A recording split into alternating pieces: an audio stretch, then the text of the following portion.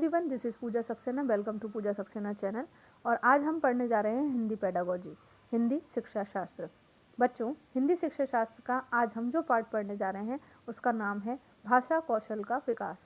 और भाषा कौशल 4 प्रकार के होते हैं: सुनना, बोलना, पढ़ना और लिखना।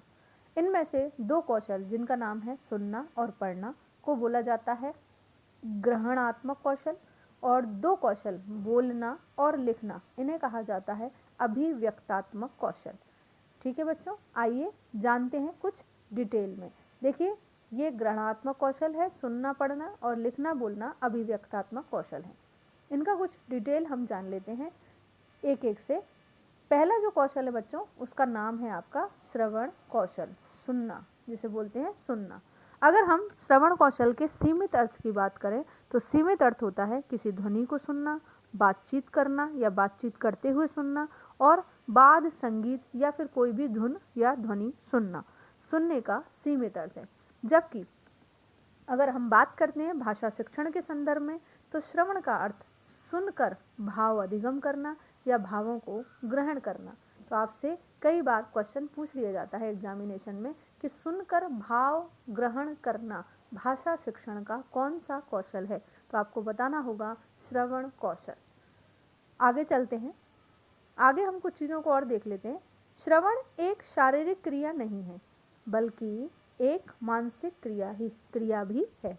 यानी कि आप अगर सुनने को समझते हैं कि आपकी इंद्रियां यानी कि आपका कान से आप सुनते हैं, लेकिन सुनने के साथ साथ आपका मस्तिष्क भी क्रियाशील होता है, यानी कि आपकी इंद्रियों के साथ साथ आपका मस्तिष्क भी काम करता है। इसलिए सुनने को केवल शारीरिक क्रिया ना कहकर एक मानसिक क्रिया भी माना गया है।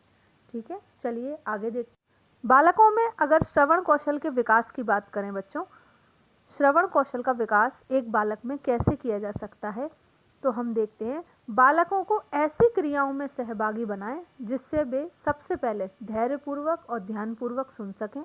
दूसरा, शुद्ध और अशुद्ध ध्वनियों में भेद कर सकें। तीसरा, श्रुत सामग्री यानी सुनी हुई सामग्री को समझकर स्वराघात और बालाघात और स्वर के उतार चढ़ाव के अनुसार अर्थ को ग्रहण कर सकें। अर्थात अगर बच्चों में सुनने के कौशल का विकास करना है तो सबसे पहले उन्हें सुनना सिखाना चाहिए। सुनना धैर्यपूर्वक होना चाहिए, ध्यानपूर्वक होना चाहिए, अशुद्ध और शुद्ध में वो भेद कर सकें इस प्रकार का होना चाहिए, बात को समझ सकें, और बात में जो आपके लय, सुर, ताल या आरोह अवरोह, उतार चढ़ाव जो भाषा के होते हैं उसे बच्चे समझ सकें।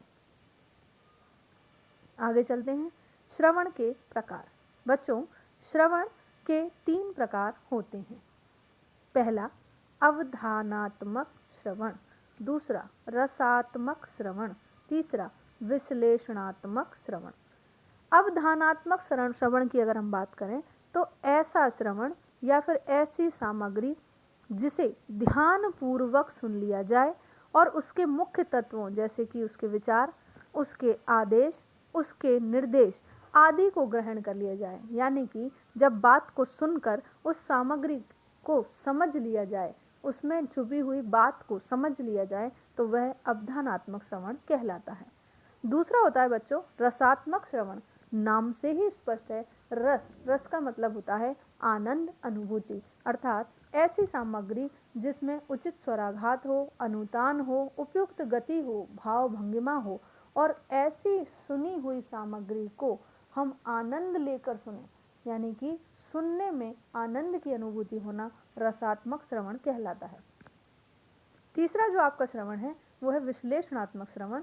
नाम से ही स्पष्ट है विश्लेषण। तो विश्लेषण के अंतर्गत बच्चों आप ध्यान रखिए, इसमें जो श्रोता होता है वह शुद्ध सामग्री में प्रस्तुत विचारों, भावों आदि पर तुलनात्मक दृष्टि से विचार करता है। अर्थात हमने जो भी बात सुनी है वो कितनी सही है, कितनी गलत है, यानी कि उसका आलोचनात्मक ढंग से सोचना विश्लेषणात्मक श्रवण कहलाता है। तो इस प्रकार आप समझ गए होंगे कि जो श्रवण है वो 3 प्रकार का होता है। पहला होता है बच्चों आपका अवधानात्मक, दूसरा होता है रसात्मक और तीसरा होता है विश्लेषणात्मक। इसी प्रकार इस श्रवण कौशल से कई क्वेश्चन बन जाते हैं। जैसे पहला प्रश्न आ सकता है कि श्रवण कौशल भाषा का कैसा कौशल है। तो आप उसका आंसर होता है भाषा का ग्रहणात्मक कौशल, अर्थात जिसे वातावरण से ग्रहण किया जाए। दूसरा प्रश्न हो सकता है आपसे कि श्रवण कौशल कितने प्रकार का होता है, तो आप बताएंगे श्रवण कौशल 3 प्रकार का होता है। आपसे पूछा जा सकता है भाषा का श्रवण का ऐसा कौन सा कौशल है जिसको सुनने पर आनंद की अनुभूति होती है, तो उसका नाम है रसात्मक श्रवण। आपसे पूछा जा सकता है ऐसा कौन सा श्रवण है जिसमें एक बालक विश्लेषणात्मक या फिर आलोचनात्मक ढंग से सोचता है, तो उसका नाम है विश्लेषणात्मक श्रवण।